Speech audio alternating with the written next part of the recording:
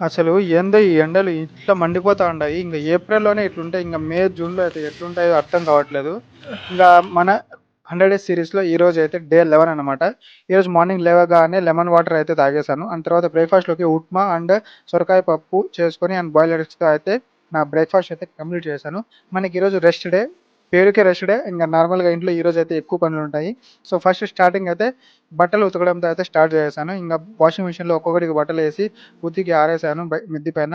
దాని తర్వాత చికెన్ అయిపోయింటే నాకు ఇంగ షాప్‌కెళ్ళి చికెన్ అయితే తెచ్చుకున్నా. నాకు చాలా రోజుల నుంచి సొరకాయ పాయసం చేసుకోవాలని అయితే అనుకుంటా ఉన్నా. సో, ఈరోజైతే కుదిరింది. ఇంగ చేసుకొని తినేసాననమాట. సూపర్ అంటే సూపర్‌గా కుదిరింది. పెళ్ళిల్లో గూడా ఇంత మంచిగా సూపర్ బిర్యానీ. అనిపించదేమో.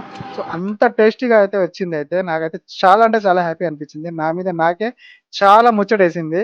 సో, తర్వాతయితే ఇంక లంచ్ గూడా ప్రిపేర్ చేసుకొని సంగటి అండ్ చికెన్, పప్పుతో అయితే ఇంక నా లంచ్ గూడా కంప్లీట్ చేసేసాను.